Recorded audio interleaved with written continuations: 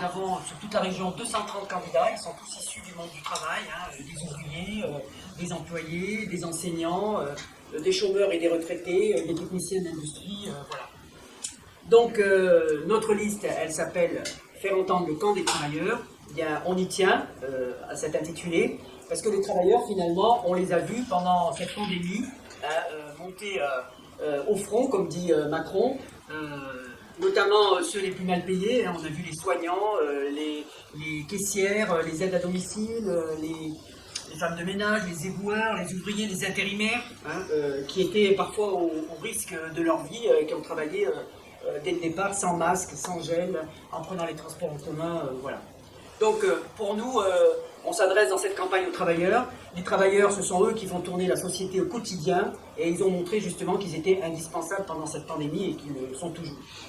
Alors pendant ce temps, le gouvernement et Macron, eux, ils ont montré leur incurie, avec mépris et arrogance, voilà, comme d'habitude.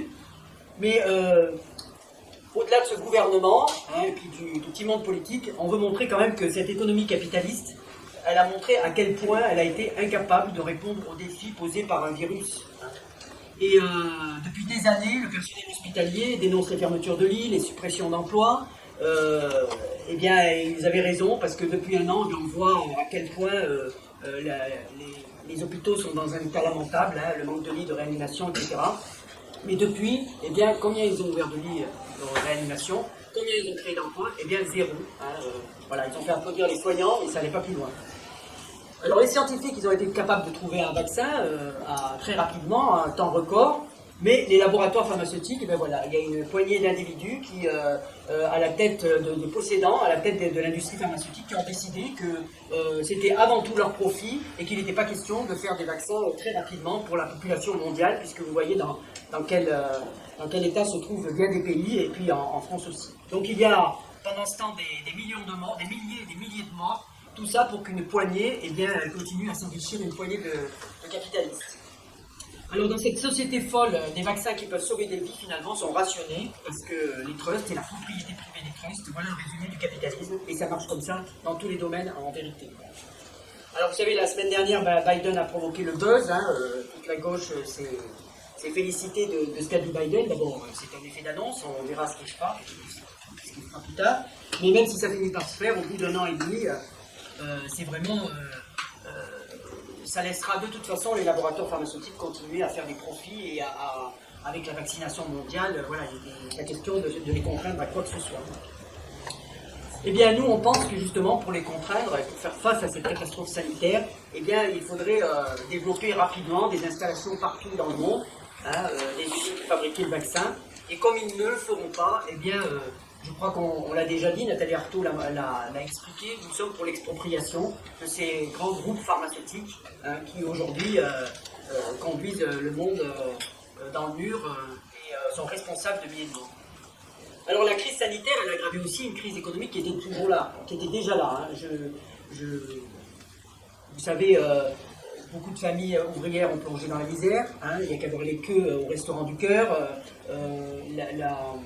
les gens qui ne peuvent plus payer leur loyer, il y a eu des reportages là-dessus, donc je ne vais pas trop m'étaler là-dessus, mais en réalité, pendant ce temps, le club des milliardaires, eh bien, ils sont 42 en France, ils cumulent 500 milliards de fortune, c'est plus que le budget de l'État, et ils ne sont absolument pas mis d'ailleurs à contribution, et puis c'est aussi la même facture que la crise Covid qui est agitée par Macron. Alors dans toutes les entreprises, et en particulier les plus grandes, les conditions de travail se sont dégradées. Et puis tous ces grands groupes, la plupart des grands groupes annoncent des plans de licenciement. Dans la région, on peut parler de Danone, de Michelin, de Sanofi, de Renault Trucks, j'en passe, et même des entreprises qui ferment carrément. Alors ils ont accéléré les cadences, ils ont mis en place des tas de mesures contraignantes pour les ouvriers sous prétexte de Covid.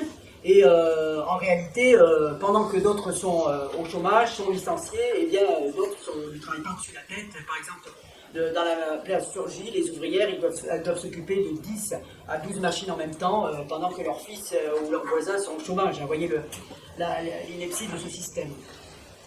Alors pendant que ceux qui ont un travail se tuent littéralement à la tâche, on parle aujourd'hui de burn-out, de souffrance au travail, et bien d'autres crèvent au chômage. Alors pour que les classes populaires ne soient pas plongées dans la misère, que les travailleurs ne soient pas transformés en esclaves, hein, parce que si ça continue, c'est quand on y va droit, eh bien, on pense qu'ils doivent prendre des coups et qu'ils doivent mettre en avant leurs intérêts, défendre leurs intérêts. Alors, dans ces élections, nous voulons faire passer cette idée fondamentale quand même que ceux qui font tourner la société, ceux qui produisent toutes les richesses aujourd'hui, qu'on soit ingénieur, qu'on soit technicien, qu'on soit ouvrier, eh bien, c'est nous qui faisons tourner la société et nous sommes capables aussi de la diriger. Voilà. Et nous devons en même temps défendre nos droits à l'existence. Alors, cela passe par un certain nombre d'objectifs.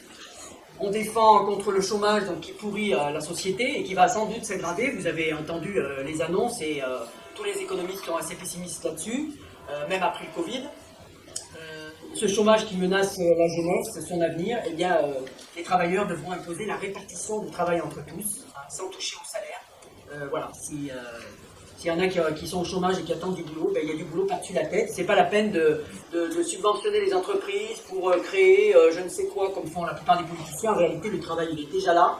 Il est là dans les hôpitaux, il est là dans les EHPAD, dans bien des services publics, dans les transports, et puis il est là aussi dans les usines, où, bien sûr, les cadences deviennent de plus en plus insupportables.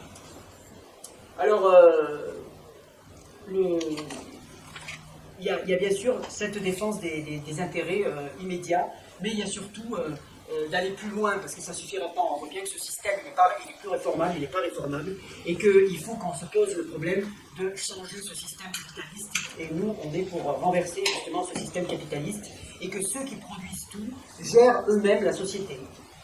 Alors par exemple, vous voyez Sanofi avec ses 12 milliards d'euros de bénéfices en 2020, le groupe pharmaceutique vient d'annoncer l'arrêt de la recherche sur certains vaccins. Il a reçu un chèque de 200 millions de la part de Macron, qui est venu en juin l'an dernier, je crois, et il supprime des emplois et accélère les cadences.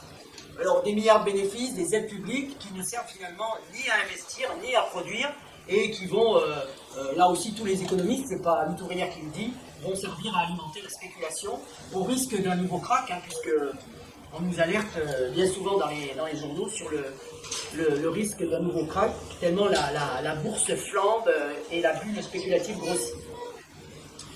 Eh bien voilà, nous pensons que les travailleurs doivent imposer, en tout cas déjà, leur contrôle sur les entreprises, sur les banques, sur toute l'économie. Ils en sont capables.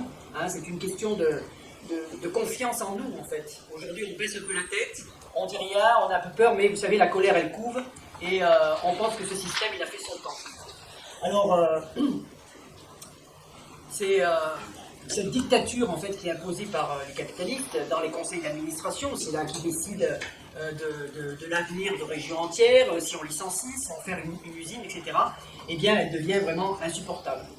Alors vous savez, les capitalistes, ils me font penser, les capitalistes et leurs serviteurs politiques, hein, qu'ils soient d'ailleurs de droite ou de gauche, ils me font penser un peu à cette classe d'aristocrates sous l'Ancien Régime, hein, qui faisaient des festins à Versailles et qui pensaient qu'ils étaient éternels et que sans eux, la société, elle n'avait pas d'avenir, c'était impossible. Eh bien voilà, nous on pense que justement, eux aussi, ces capitalistes, ils ont fait leur temps et qu'il faut qu'on change cette société, quoi.